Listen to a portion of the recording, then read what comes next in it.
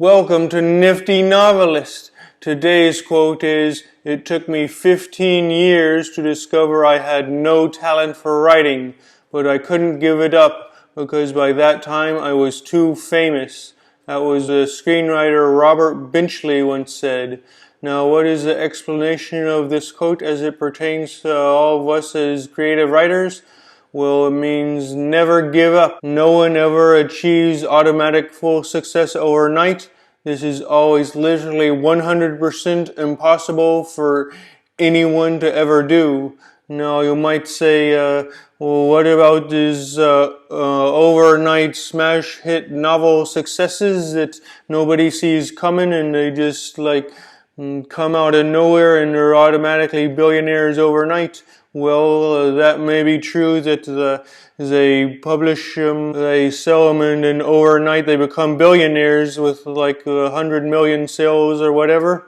But think about this. They had to write those novels, and they had to come up with the ideas, and they had to form the outlines and do all the order of the characters and all the scenes and all that. So it wasn't overnight for them. It was a long period of hard work and persistence and dedication that made it success.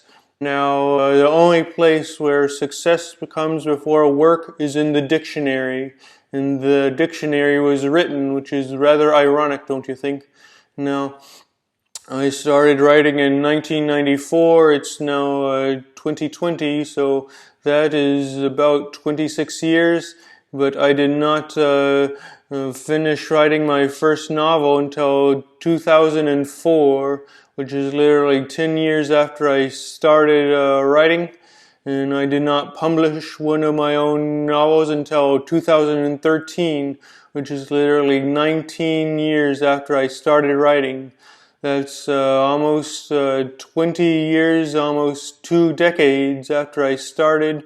I finally published one of my novels, and I've now written over 35 novels since I started writing. So the point is, keep on writing and never, ever, ever quit. Today's useless fact is that happy tears and sad tears are composed of completely different chemicals.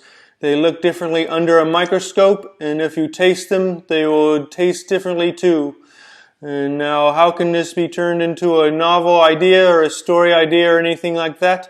Well, consider this. In my own Clackatonio novel series, book 1, titled The Black Hole Greenhouse, there's a character named Surexia, and her tears turn into bioluminescent tears that glow in the dark whenever she cries. And this is unique because she's an alien, and her alien species, this is common to her, but to humans it is not common for this to happen.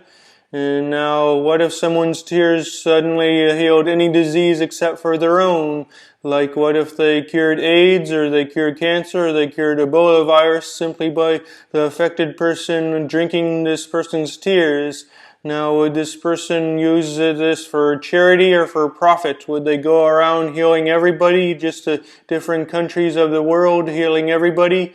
Or would they charge like $20 a teardrop for their services? Now, what if rival corrupt drug companies started sending assassins and hitmen to kill this person because they said, this is terrible for our own business, they're going to bankrupt us and put us out of business, we have to put a stop to this? What would happen then?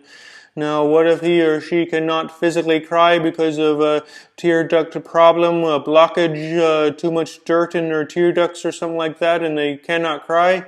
How would they physically extract the tears in order to make this a successful endeavor for them? And how can they cure people if they cannot cry, even if their tears can cure things? This is many different story ideas from this supposedly useless fact.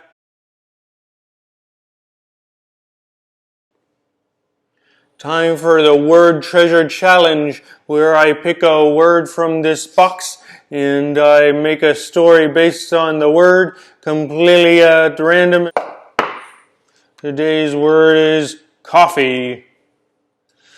There was once an alien race that was allergic to coffee, and it was the only thing that could destroy this alien race, and they were a hostile alien race.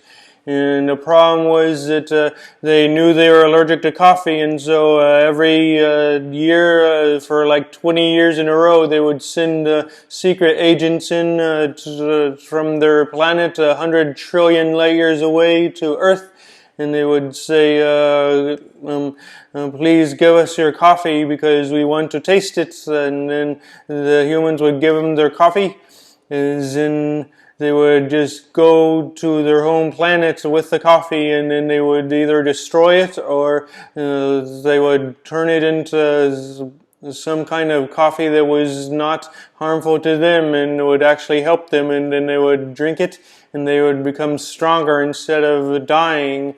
And then they developed immunity to this coffee, and then they came back and said, ha ha ha, now coffee won't hurt us anymore. But the human said, ha ha ha, we discovered a long time ago that you are doing this. And so we implemented a tracking device into the coffee, and so when you took it, we found out where your home planet was, and we've already sent 100 trillion nuclear missiles to that planet, and we've wiped out your entire hostile alien race, so they cannot wipe us out anymore. And then we've also discovered this new type of coffee that is indestructible and cannot be turned into your harmless type of coffee for you. And we've already inundated the atmosphere with it, and you're breathing it right now. And according to our watch, you're gonna be destroyed in about 5 seconds. So 5 seconds later, all the hostile aliens that had already come to Earth died. And that is the story. Thank you for listening, and have a nice day.